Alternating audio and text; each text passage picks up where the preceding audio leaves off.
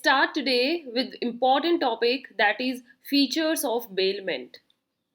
हमने last session में contract of bailment को बहुत अच्छे से डिस्कस किया है and students who have joined in this session only और जिन्होंने अभी लास्ट सेशन नहीं देखा है, on the top you can see this i button, go to the link and watch what complete session tells you about कि contract of bailment क्या होता है। एग्जाम्पल्स के साथ आपको समझ में आएगा पार्टीज कितनी इन्वॉल्व रहती हैं बेलमेंट में, बेलमेंट सेल से कैसे डिफरेंट है, बेलमेंट को हम सेल ऑफ गुड्स क्यों नहीं कहते हैं और ऐसे कौन से गुड्स ही हैं जो बेलमेंट में ट्रांसफ़र किए जाते हैं। So all you get to know there. अब आ जाइए फीचर्स ऑफ बेलमेंट के बारे में कि बेलमेंट के ऐसे कौन से करेक्टरिस्टिक्स हैं, ऐसे कौन से फीचर्स हैं जो इसको contract of indemnity, contract of guarantee से हटके बनाते हैं। What exact those features are which are just only related to bailment। तो आइए स्टार्ट करते हैं आज का अपना सेशन। सबसे पहले क्या होता है कि कॉन्ट्रैक्ट ऑफ बेलमेंट में डिलीवरी ऑफ पोजेशन दिया जाता है। मींस आप अपने जो भी थिंग ट्रांसफर कर रहे हो, मूवेबल गुड्स जो दूसरे पर्सन को दे रहे हो मतलब फॉर द पर्पस जिसको आप दे रहे हो वो आप एक्चुअल में उसको पकड़ा रहे हो। ओके, पोजेशन ही उसे दे रहे हो, he can have that good with him, right students. तो यहाँ पर पोजेशन की बात हो रही है। अब जैसे मैंने एग्जाम्पल लास्ट सेशन के एग्जाम्पल में हमने देखा हो, हमने काफ़ी एग्जाम्पल्स डिस्कस किए थे, तो वहाँ पर क्या था कि अगर आप अपने सपोज कीजिए आयरन के लिए क्लोथ्स देकर आ रहे हो कहीं पर, तो जो आप क्लोथ्स हैं उन क्लोथ्स को भी तो एक्चुअल में उनको डिलीवर ही कर रहे हो। जब आप उन गुड्स को डिलीवर करते हो that means you are giving that thing to the another person for specific purpose. आप किसी पर्पज के लिए उस सामान को दूसरे को दे रहे हो, देयर इज डिलीवरी। तो ये हमें क्या कहता है फीचर कि that there must be a delivery of goods, goods की एक्चुअल में डिलीवरी होनी चाहिए, which means delivery of possession of the goods. आप दूसरे पर्सन को वो चीज पोजेस करवा रहे हो कि ये सामान है, इसको तू अपने पास रख। एंड दैट इज, ये सामान कौन देता है? बेलर देता है। किसको? बेली को। बेलर होता है जो उस गुड्स का ओनर है, बेली जिसको जिस पर्पस के लिए वो सामान उसको दिया गया है। आयरन के क्लोथ्स होते हैं आपके, सपोज या आपके पापा के वो क्लोथ्स हैं, तो you are the bailor and जिसको आप देकर आ रहे हो आयरन करने वाले भैया, ही इज बेली। अब यहाँ पर आप you can see in this picture one person is giving keys of his car to the another person, या फिर इसके फ्रेंड इसको ये कह रहे हैं कि अपने गैराज में खड़ी कर, मैं 2-3 दिन के लिए बाहर जा रहा हूँ। तो यहाँ पर वो कार के साथ उनकी कीज उसको दे रहा है। इट मीन्स कि वो उसको पोजेशन दे रहा है, ये संभाल के रखो। ओके, तो बेलमेंट का जो भी पर्पस रहेगा उसको फुलफिल करने के लिए एक पर्सन दूसरे पर्सन को गुड्स को एक्चुअल में देता है दूसरे पर्सन को। अब यहाँ पर आपने देखा हो, क्या वो एक्चुअल में पूरी कार को उठाकर दूसरे फ्रेंड को दे रहा है? No, he is giving the keys of that car. Means उस पर्टिकुलर गुड्स को अगर किसी चीज से सिग्निफाई आप कर सकते हो, कंस्ट्रक्टिवली बता सकते हो, तो या तो डिलीवरी ऑफ पोजेशन कंस्ट्रक्टिव होती है या बाय एक्चुअल मीन्स होती है। ओके, सो एक्चुअल होना है जब आप उस पर्टिकुलर सामान को जैसे क्लोथ है, आयरन के लिए आपने जो वो क्लोथ्स थे वो एक्चुअल में दिए, तो जहां पर आपने क्लोथ्स दिए दैट इज एक्चुअल डिलीवरी। और कंस्ट्रक्टिव डिलीवरी क्या होती है कि कहीं आपके घर पे ही वो चीज़ है, बट उस चीज़ को जिस चीज़ से ओपन किया जाए, जैसे कीज हो गई या आपकी प्रॉपर्टी के कोई डॉक्यूमेंट्स हैं, प्रॉपर्टी थोड़ा ट्रांसफर है बट उसके डॉक्यूमेंट्स आपने दूसरे पर्सन के पास रखवा दिए, कहीं चोरी ना हो, दैट मीन्स कि आप ये कंस्ट्रक्टिव डिलीवरी ही कर रहे हैं। तो एक्चुअल और कंस्ट्रक्टिव बोथ वे से ट्रांसफर किया जा सकता है पोजेशन को।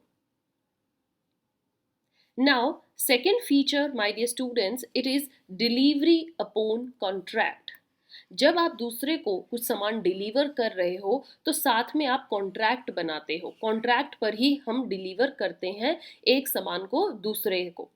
ठीक है, कॉन्ट्रैक्ट नहीं होगा तो डिलीवरी आपको इस बात की क्या गारंटी है कि कल जिसको आपने अपना सामान दिया वो आपके सामान आपको रिटर्न कर दे।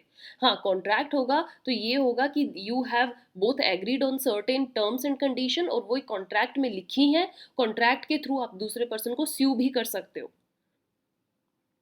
right? So what it says that there must be a contract between the baler and the bailee। दोनों के बीच में एक कॉन्ट्रैक्ट होना चाहिए for such transfer of goods.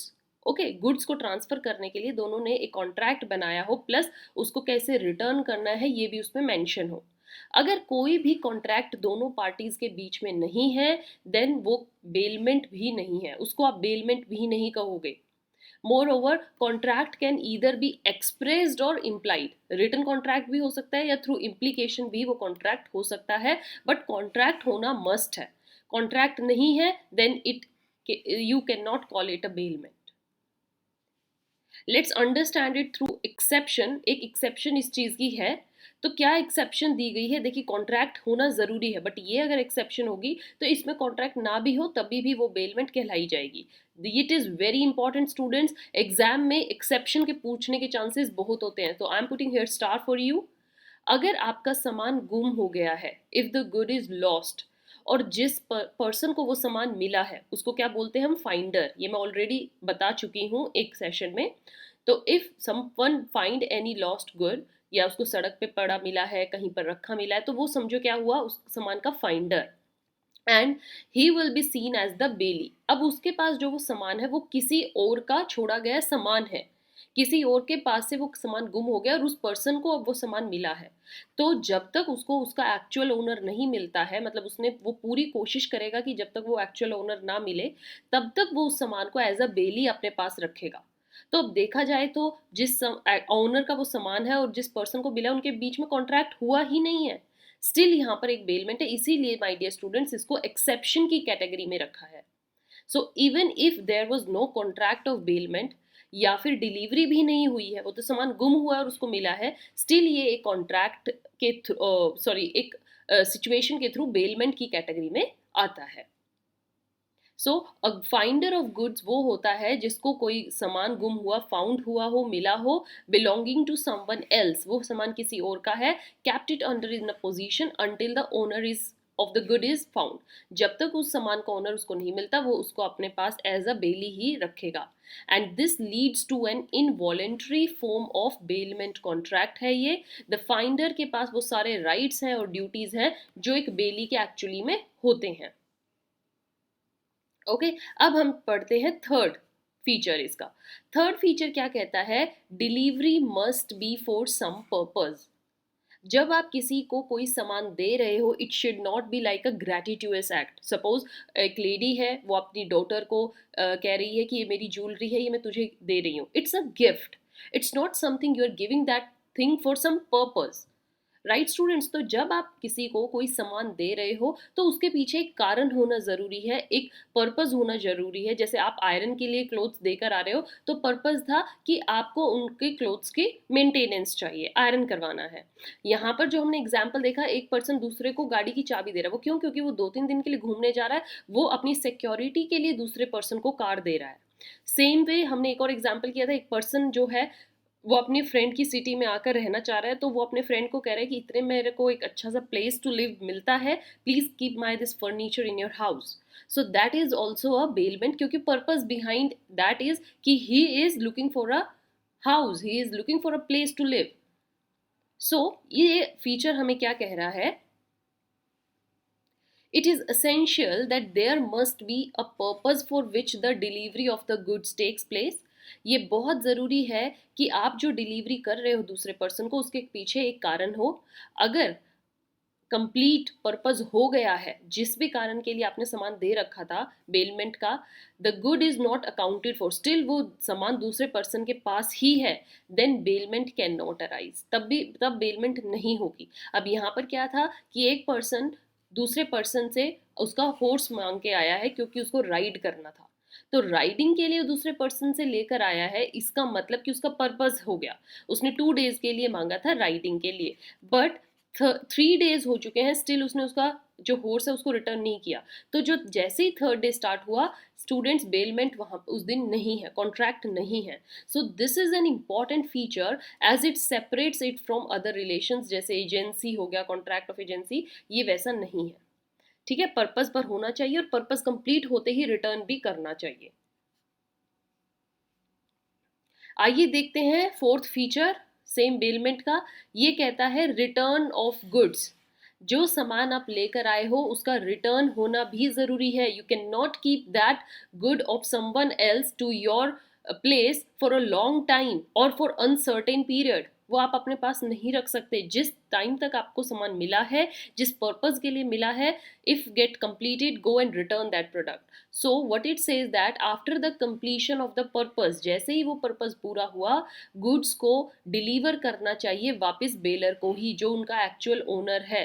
या फिर अगर उसने कोई इंस्ट्रक्शन दी है कि भाई मेरा सामान ऐसे ऐसे तुम इसको दे देना, मेरा एजेंट आएगा, या मेरे सामान को तुम फलाना फलाना घर में छोड़ आना, मैं अभी भी बाहर हूँ, that is as per his instructions. तो या तो उसके इंस्ट्रक्शंस के अकॉर्डिंग या उस पर्सन को ही डायरेक्टली रिटर्न करो, तभी पर्पस ऑफ बेलमेंट फुलफिल होता है। अगर इफ ही और she is not bound to return, अगर कॉन्ट्रैक्ट में ये था ही नहीं क्लॉज कि गुड्स को कैसे रिटर्न करना है, कब रिटर्न करना है, then there is no bailment, वहां पर भी कोई बेलमेंट नहीं है।